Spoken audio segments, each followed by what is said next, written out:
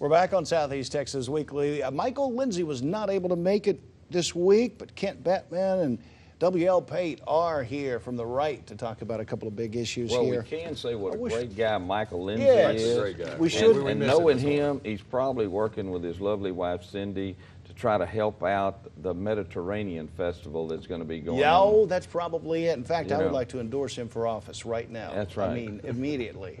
But we miss him, but we are going to have an unbalanced segment on this occasion for several of these issues, including this matter of the sanctions on Russia, or whether there will be any sanctions ultimately. Beefy sanctions. Should there be? I think I know your answer to this. Should there be tougher sanctions on Russia Well, first off, as a result of the Ukraine? if they don't take, if your opponents do not take you seriously, then you can talk all you want to. Troops on the ground in Latvia, good idea, bad idea? Well, we've got to show some force. We don't have to put troops in the Ukraine. I don't know of anybody that wants to do that. But basically, the Ukraine is virtually defenseless because they trusted us to say, don't worry about it. We're going to take these weapons, They but we trusted got your NATO. back. And now, if you don't think Putin watches American television to see, hey, I'm drawing a line in Syria. Oops, well, I didn't mean really a line. I just wish you guys wouldn't do that anymore. And these guys study. I mean, Putin's with the KGB. They kill people. Kent Bettman is with the Hardin. He's the chairman of the Hardin County Republican Party, staunch conservative.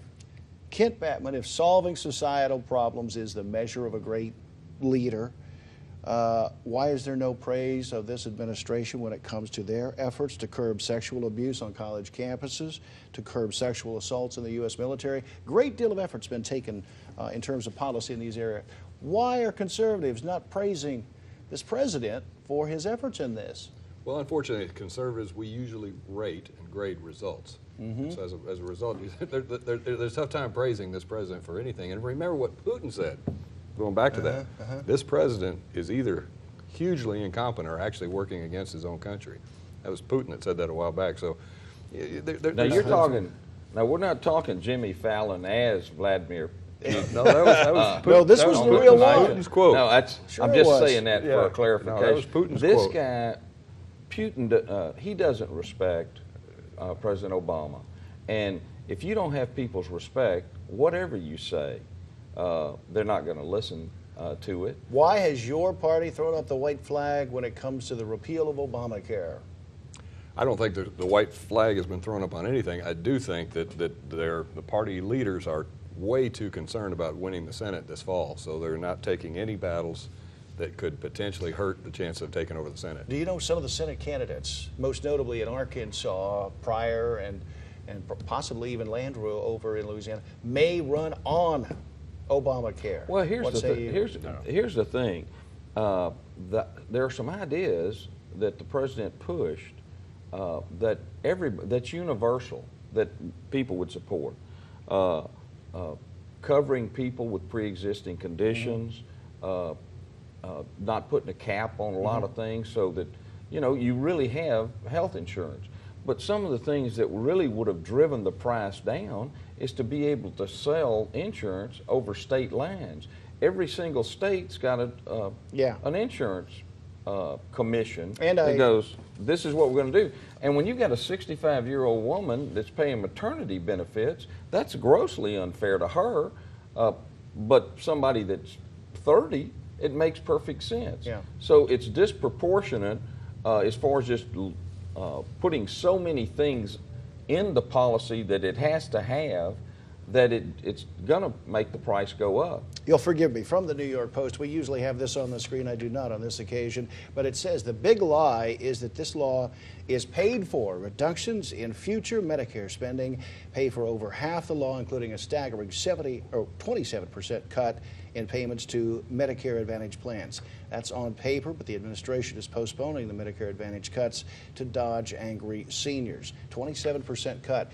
These numbers, if the New York Post is correct, would imply Obamacare will implode of its own weight at a future time, far after it can be saved legislatively. Well, long before that, though, another report came out that 27%, or I'm sorry, 30% of premiums have not been paid by the younger, healthier group that they need to fund the whole case. So there's no situation where this law can sustain itself without gross modifications. There's a lot of things that we want to do. First off, everybody wants to make sure that if somebody is sick, that they get health care. In Texas, we had the that's right. uninsured pool. And that's right. We don't want to. Nobody wants to stand back and see somebody pass away. Oh, wait a minute! The like they're doing Democrats to argued the Republican Party had decades to do it and failed to come up with a legislative Well, remedy. here's the thing. You had 85% of the people that had insurance were happy with it. Wow, if 85% of the people like what they've got, you don't go, let's change it for 100% of the people. And it's a lot fewer now. And charge everybody for things they really don't want. And when you do that, the price has got to go up. Final question, just seconds I believe to go here. Jose's wrapping me hard. Who do you like for State Senate District 4? We have an election coming soon. That's an easy choice for me. Gordy Bunch, who has been endorsed by the Houston Chronicle, the Bowman Enterprise, and the Examiner. And the three of those newspapers are the fact that they're all on the same page with Gordy Bunch, an individual who's a veteran, started his own company in 2001 with $10,000, now operates in over 38 states. And he understands... That's a ringing endorsement right there. Well, he understands one of the big issues that we have in Austin is with TWIA. Well, he's got a solution for that, and it's not having the government run the insurance. And Kent Batman is not even allowed to endorse. I don't have a short answer to that one. I tell you what, we can endorse Brian Babin in Yes, we can. District 36. District 36. He's a great guy. Brian do a great job, and I'm saying that, and I can't vote for him. We appreciate you guys. You did great once again. We're coming back with Raquel West, a candidate for the 252nd District Judgeship, right after this. Stay with us.